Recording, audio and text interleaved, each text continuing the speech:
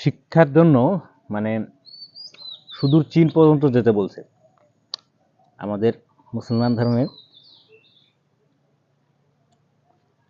এই শব্দটা কিন্তু খুব সুপরিচিত একটা শব্দ। এটা আল্লাহ পাক বলছে যে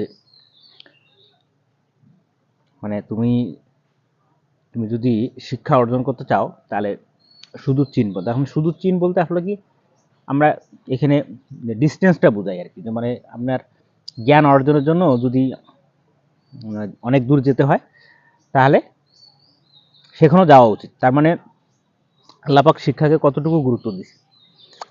এখন এই কথাটা আমি কেন বললাম, কারণ এটা আপনারা অনেকেই জানেন, এই শব্দটার সাথে অনেকে আমরা পরিচিত, আমরা যারা মুসলমান আছি, যে শিক্ষার জন্য সুদূর চীন পর্যন্ত দাও। কথাটা এই কারণে বললাম যে আজকে একটা ঘটনা আমার কাছে শোনার পর আমার কাছে খুব খারাপ লাগছে। কেমন খারাপ লাগছে দেখেন, যে একজন শিক্ষিত মানুষ এটা কখনো করতে পারতো না আর কি, যে আচরণটা মানে আমি আজকে শুনতে পারছি, এটা করতে পারতো না। আমাদের মানে জমিতে আজ থেকে মেবি 15-20 বছর আগে তো একটা পরিবার, ওরা আর কি স্থানান্তর হয়ে আমাদের এখানে আসছিল। এখন ওদের সমস্যাটা ছিল কি, যে সাবেক যে ছিটমহল ছিল, ছিটমহলে হঠাৎ করে গ্যাঞ্জাম হয়েছিল মানে এক চেয়ারম্যান ওনাকে এই জেরে ওই যে খুব গ্যাঞ্জাম হয়েছে ওইখানে। এই ছিটমহলে যে বাড়িগুলো ছিল, বাড়িগুলোতে সাধারণ মানুষ আগুন লাগাই দিছে।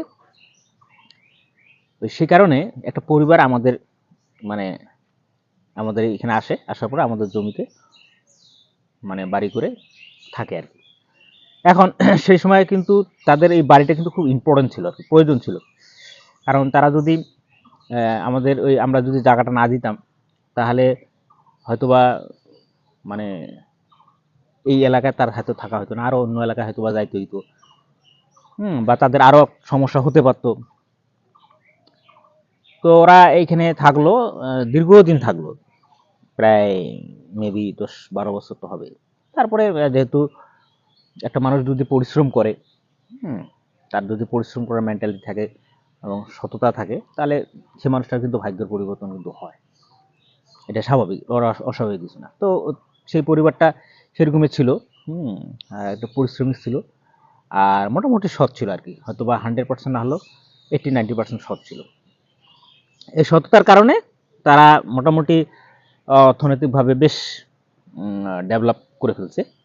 তারপরে ওরা জায়গা কিনছে, জায়গা কেনার পর আমাদের এখান থেকে চলে যায় আর কি, চলে যায় তারা নিজের জমিতে বাড়ি থাকে। তো তাহলে দেখেন তাদের খুব ক্রাইসিস মুভমেন্টে কিন্তু আমরা কি করছি, তাদেরকে কিন্তু থাকার জন্য জায়গা দিছি, তারা ছিল। তারপরে একটা সময় যাদের জন্য মানে অর্থনৈতিক সচ্ছলতা আসছে, তখন তারা চলে গেছে, ফাইন, এটা কিন্তু ঠিক আছে। তো একদিন আমি পুকুরে পানি সেচ করব, তা মানে মানে পাইপের শর্ট পড়ে গেছে, যে আমি যে পুকুর থেকে পানিটা টানবো মেশিনে, এই পাইপের শর্ট পড়ে গেছে। তো কে জানি আমাকে বললো যে ওদের পাইপ আছে। তো ওই আমারও ছিল, কিন্তু পাইপটা ছোট হওয়ার কারণে ওই পাইপটার আনতে হয়েছে। পরে সে আমাকে বলল, আমি তো সরাসরি যাইনি, আমি এক লোক পাঠাইছি। ওই লোককে বলছে যে পাইপের ভাড়া দিতে হবে। মানে বিষয়টা আমার কাছে এত আশ্চর্য লাগছে যে দেখেন একটা মানুষ কতটা অকৃতজ্ঞ হলে এই কথাটা বলতে পারে, যে মানুষটা থাকার জায়গা ছিল না একটা সময়, আমরা তাকে মানে থাকতে দিছি, কিন্তু ন্যূনতম ভদ্রতাটা, এটা একটা শিক্ষিত মানুষের পক্ষে কিন্তু এই জিনিসটা এই কথাটা কিন্তু বলার কিন্তু মানে সম্ভব ছিল না, কিন্তু বলতে পারতো না।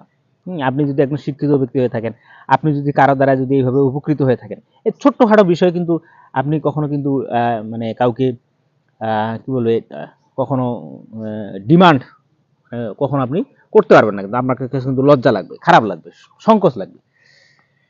যাই হোক, বাই দ্য ভাই, আজকে যে ঘটনাটা হচ্ছে সেটা হচ্ছে যে আমাদের যে একটা মানে পাম্প আছে, সেচ পাম্প আছে, তা সেচ পাম্পে ওই জায়গায় একটা জয়েন্ট আছে, জয়েন্টটা রাবার দিয়ে মানে বাঁধতে হয়। তাহলে পানিটা সহজে উঠে। তো আমার মা অনেকদিন ধরে এই প্রবলেমটা ফেস করতেছে, মানে খুব টিউবওয়েল ইয়ে করতে হয়, মানে কষ্ট করতে হয়, করলে তারপর পানি উঠে আর কি। টিউবওয়েলটা চাপ দিতে হয়, অনেক চাপ দিতে হয়। মানে আগে ছিল একটা দুইটা চাপ দিলে পানি উঠতো, এখন এই ওইখানে লিক হওয়ার কারণে অনেক কয়েকবার চাপ দিতে হয়। তো এখন ওই কাজটা মানে ওইখানে যে রাবার দিয়ে সুন্দর করে পেঁচিয়ে ওই ছিদ্রটাকে বন্ধ করতে ওই ছেলেটা নাকি পারে।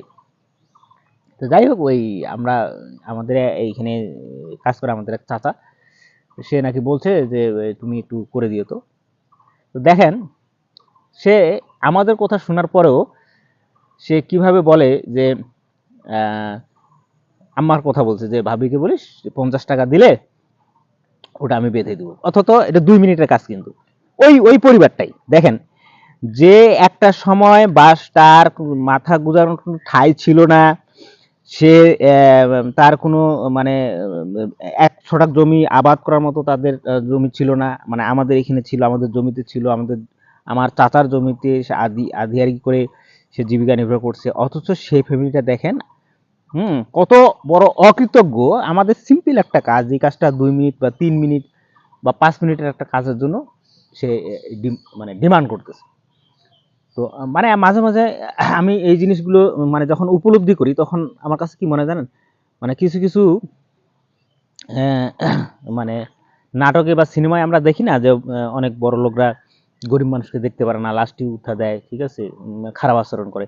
তখন আমার ওই জিনিসটা মনে হয় যে আসলে এগুলো হয়তোবা সমাজে কিন্তু হয়, যদি না হয়তো তাহলে তো সিনেমায় বা গল্পে কিন্তু এই জিনিসগুলো আসতো না, তাহলে নিশ্চয়ই হয়। তবে এইরকম মানে যারা অকৃতজ্ঞ কিছু পরিবার আছে, যারা মানে কৃতজ্ঞতা বোধটুকু নাই, হ্যাঁ, এইসব পরিবারের কারণে কিন্তু কিছু কিছু মানুষ কিন্তু সাফার করে, বুঝতে পারছেন?